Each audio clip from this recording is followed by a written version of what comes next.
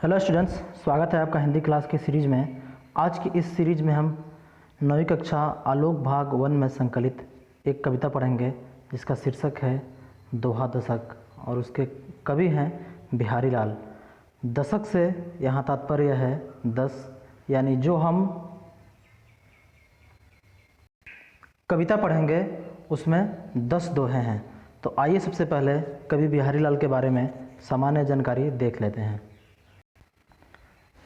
कविवर बिहारी लाल हिंदी साहित्य के अंतर्गत रीतिकाल के सर्वश्रेष्ठ कवि माने जाते हैं। तो जैसा कि हम जानते हैं कि हिंदी साहित्य के इतिहास को 4 भागों में बांटा गया है, जो ऐसे हैं आदिकाल, भक्तिकाल, रीतिकाल और आधुनिक काल।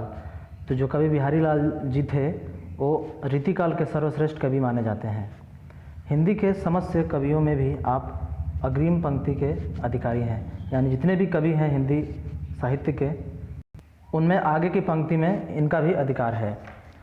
उन्होंने प्रमुख रूप से प्रेम श्रृंगार और गौण रूप से भक्ति एवं नीति के दोहे की रचना करके अपार लोकप्रियता प्राप्त की थी। यानी जो हम प्रस्तुत दोहे पढ़ेंगे उसमें 5 दोहे जो हैं भक्तिपरक हैं और 5 दोहे हैं नीतिपरक। इन दोनों के अलावा इनकी काव्य में श्रृंगार सहित काव्य भी मिलते हैं, इसलिए इनके काव्य को श्रृंगार, भक्ति और नीति की त्रिवेणी भी कहा जाता है। बिहारी लाल जी अपने काव्य में श्रृंगार रस और अलंकार की इतने अच्छे ढंग से प्रयोग करते हैं जिसके कारण इन्हें श्रृंगारिक कवि भी कहा जाता है। कवि बिहारी का जन्म सन 1595 ईस्वी में ग्वालियर के निकट बसुआ गोविंदपुर नामक गांव में हुआ था। पिता केशवराव के गुरु महंत नरहरि दास के यहाँ बिहारी को संस्कृत और प्राकृत के प्रसिद्ध काव्य ग्रंथों के अध्ययन का अवसर प्राप्त हुआ था। यानी इनके जो पिताजी थे और ये खुद नरहरि दास के पास शिक्षा ग्रहण किए थे। तत्कालीन दरबारी भाषा फारसी में भी अधिकार प्राप्त करके वे अपनी एक फारसी रचना के साथ कलाप्रिय मुगल बादशाह शाहजहाँ से मिले थे। तो ऐसा कहते हैं कविवर बिहारी की काव्य प्रतिभा से प्रसन्न होने वाले मुगल थे शाहजहाँ, और कवि बिहारी लाल को दरबारी कवि भी कहते हैं क्योंकि उस समय वे जो भी राजा महाराजा थे उनके दरबार में काव्य सुनाया करते थे। बिहारी की काव्य प्रतिभा से सम्राट बड़े ही प्रसन्न हुए और उनके कृपा पात्र बने। कई राज्यों से उनको वृत्ति मिलने लगी, यानी उनको कविता सुनाते थे। जो भी राजा महाराजाओं को ये कविता सुनाते थे उनके बदले वे भी इनको कुछ तोहफा के रूप में दिया करते थे। तो बहुत सारे राज्यों से इनको वृत्ति मिलने लगी। सन 1645 ईस्वी के आसपास वे वृत्ति लेने जयपुर पहुंचे थे। यानी इनकी जो काव्य इतने फेमस हो चुके थे कि इन्हें जयपुर भी जाना पड़ा था अपनी वृत्ति लेने के लिए।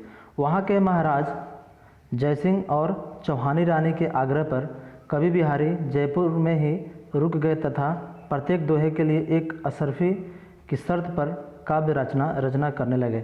यानी ये तो हम लोग पहले ही बताया कि ये जो थे दरबारी कवि थे और जो जयसिंह थे उनके आग्रह पे वे उन्हीं के दरबार में रुक गए और प्रत्येक दोहे के लिए असरफी, पहले तो रुपये पैसा नहीं चलता था, तो मुगलों द्वारा एक प्रसिद्ध सिक्का, सोने का सिक्का था, उसे असरफी कहते हैं। तो अपने काव्य के बदले वे असरफियाँ लिया करते थे। 1662 ईस्वी तक उनकी सतसई पूरी हुई। कवि बिहारी लाल की ख्याति के आधार पर उनका एकमात्र सतसई ग्रंथ है जो बिहारी सतसई नाम से प्रसिद्ध है। यह लगभग 700 दोहे का अनुपम संग्रह है। यानी जो इनकी सतसई ग्रंथ है उनमें लगभग 700 दोहे हैं। सन 1663 ईस्वी में कविवर बिहारी का देहावसान हुआ, यानी उनकी मृत्यु हुई। कवि बिहारी लाल की ख्याति के आधार पर उनका एकमात्र सतसई ग्रंथ है जो बिहारी सतसई के नाम से प्रसिद्ध है और इनकी जो काव्य भाषा है वह ब्रज है। तो आइए देखते हैं प्रथम दोहे को। दोहे दशक शीर्षक के अंतर्गत संकलित प्रथम 5 दोहे भक्तिपरक और शेष 5 दोहे नीतिपरक है। तो जो पहला है वो भक्तिपरक है जिसमें श्री कृष्ण के सौंदर्य का वर्णन है। तो पहला दोहा इस तरह से है, शीश मुकुट कटकाचनी कर मुरली उर्माल, यही बानक मोह बन बसो सदा बिहारी लाल। यानी कवि जी कहते हैं शीश पर इनका मतलब माथे पे मुकुट, मोर का मुकुट, और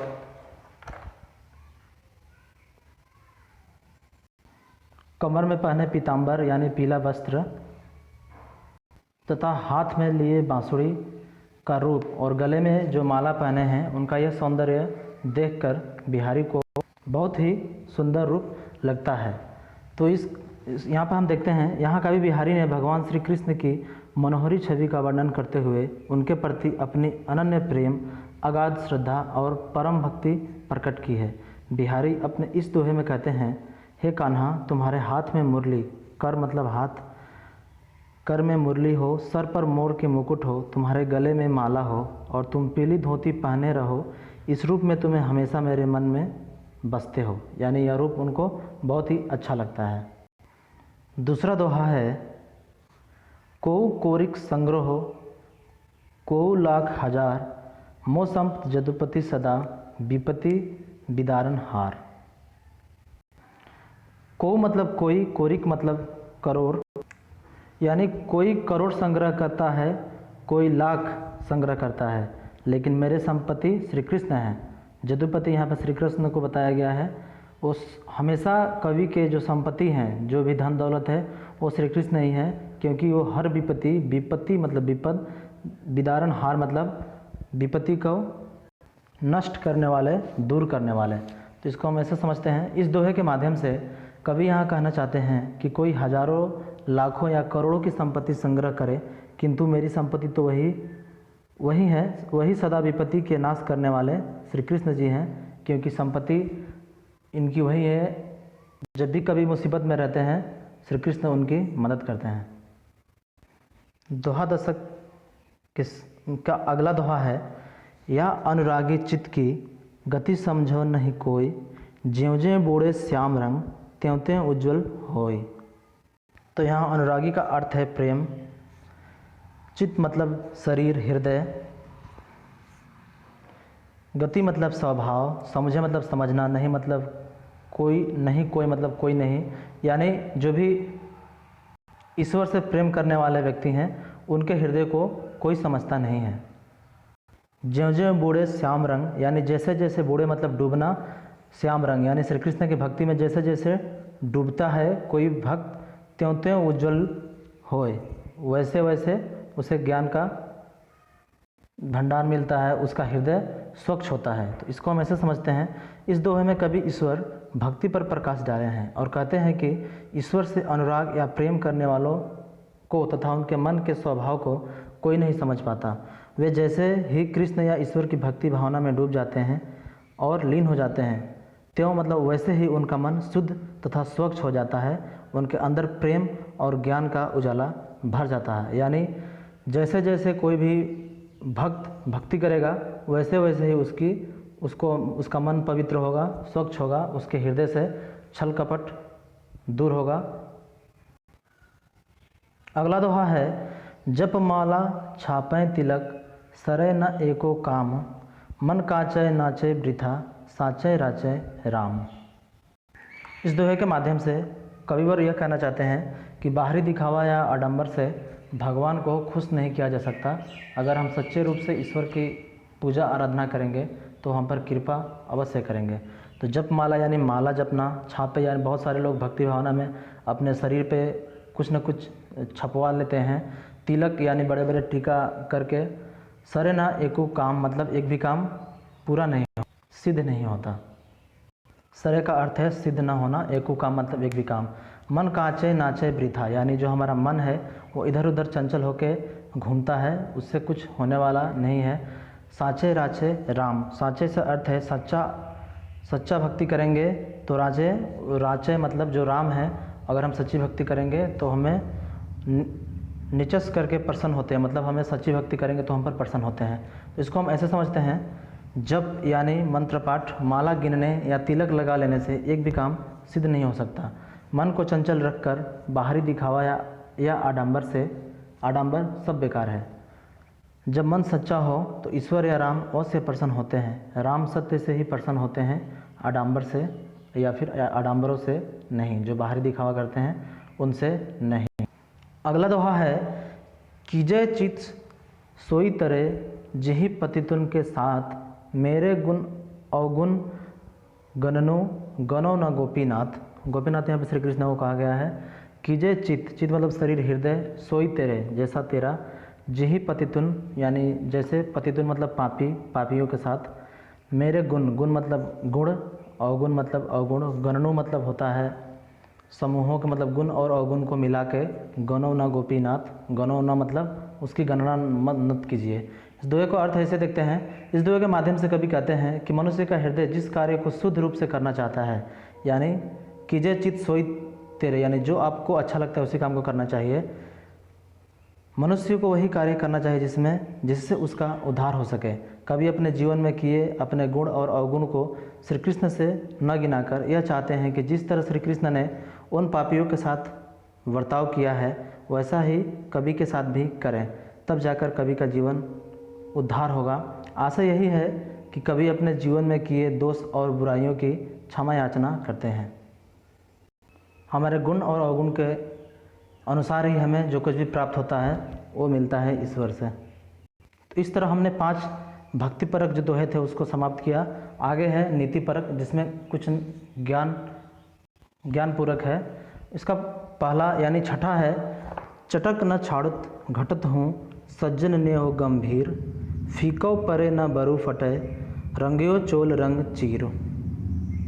तो यहाँ चटक मतलब चमक या सहानुभूति, न छाड़तु मतलब नहीं छोड़ता, घटत हो मतलब गंभीरता घटने पर भी, सज्जन मतलब सच्चा पुरुष, सत्पुरुष, नेहु मतलब स्नेह प्यार, गंभीर मतलब गंभीरता गहराई, फीके परेना मतलब फीका नहीं पड़ता है, बरु मतलब भले ही, घटे मतलब फट जाए, रंगियो मतलब रंगा हुआ, चोल मतलब मंजिष्ट या मंजिट, जो एक प्रकार की लकड़ी होती है उसके रस को निकाल के लाल रंग बनाया जाता है तेल में मिलाकर, और उसका जो रंग होता है वो कभी फीका नहीं पड़ता भले ही कपड़ा फट जाए। और चीरू मतलब वस्त्र कपड़ा।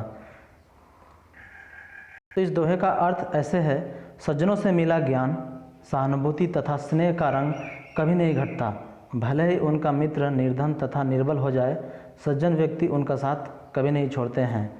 जिस प्रकार मंजिष्ट के रंग में रंगा हुआ वस्त्र फट भले ही जाए किंतु फीका नहीं पड़ता, अर्थात सज्जन व्यक्ति से मिला ज्ञान या उनका साथ कभी,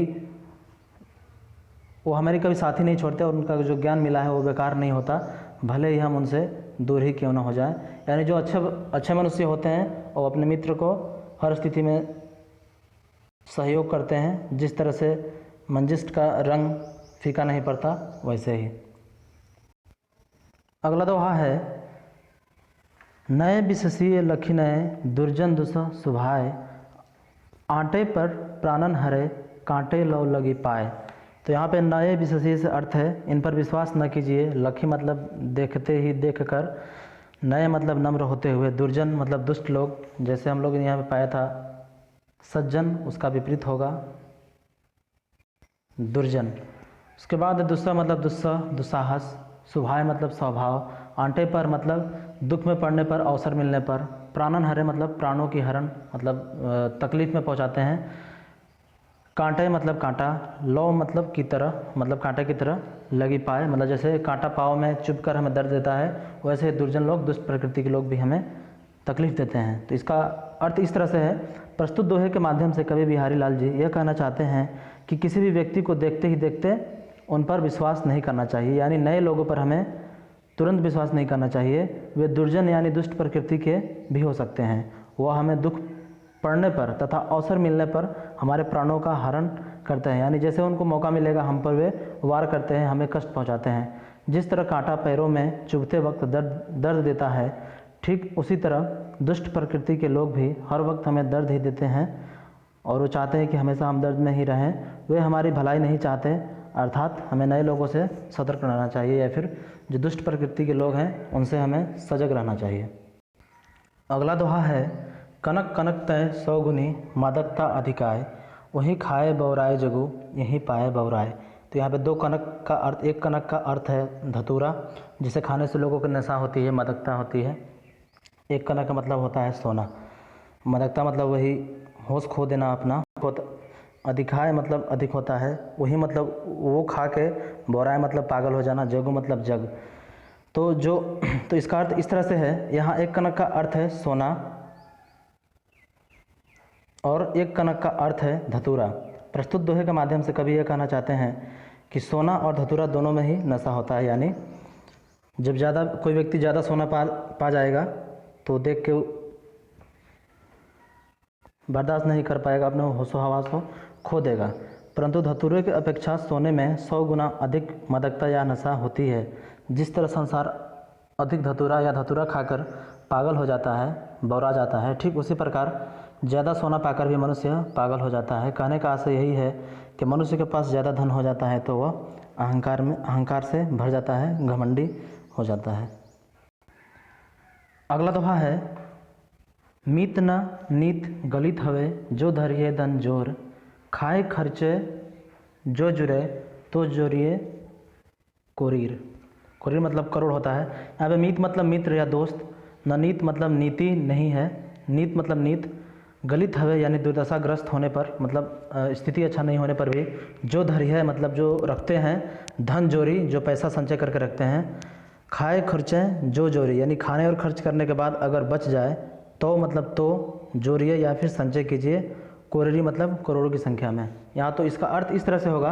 प्रस्तुत दोहे के माध्यम से कवि बिहारी लाल जी यह कहते हैं कि उस मित्र या दोस्त का नीति अच्छा नहीं है जो मित्र का दुर्दशाग्रस्त या स्थिति खराब होने पर भी अपना धन संचय करके रखता है और उनका मदद नहीं करता, यानी अपने दोस्त का मदद नहीं करता।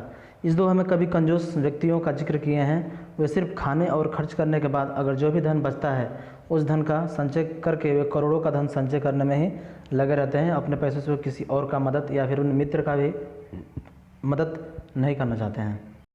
दोहा दशक का अंतिम दोहा है, ओछे बड़े न हवे सकें, लगे 70 हवे गैन, दीर्घ हो ही न नैन हूँ, फारी निहारे नैन।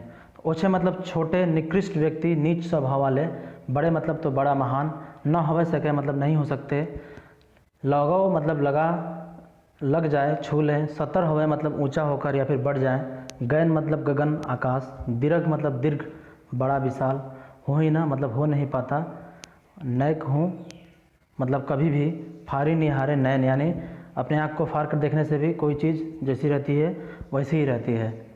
तो इसका अर्थ इस तरह से है या फिर इसका आस है। इस अंतिम दोहे के माध्यम से कवि बिहारी लाल यह कहना चाहते हैं कि छोटे प्रकृति या नीच स्वभाव के लोग कभी महान नहीं बन सकते। नीच स्वभाव के लोग भले धन दौलत से भरे हो, भले ही अपने ऊंचाई से आकाश छू ले, मतलब भले ही सफलता से वो आसमान को ही क्यों न छू ले, पर वह महान नहीं हो सकते। जिस तरह आँखों को भले ही फाड़ कर देखा जाए परंतु ये कभी भी अपने स्वाभाविक आकार से बड़े नहीं हो पाती है। अर्थात जो वस्तु हम अपने आँखों से देखते हैं वह उसी आकार का रहता है, हम आँख फाड़ कर भी उसे बड़ा नहीं कर सकते। जो चीज़ है वो तो वैसा ही रहेगा।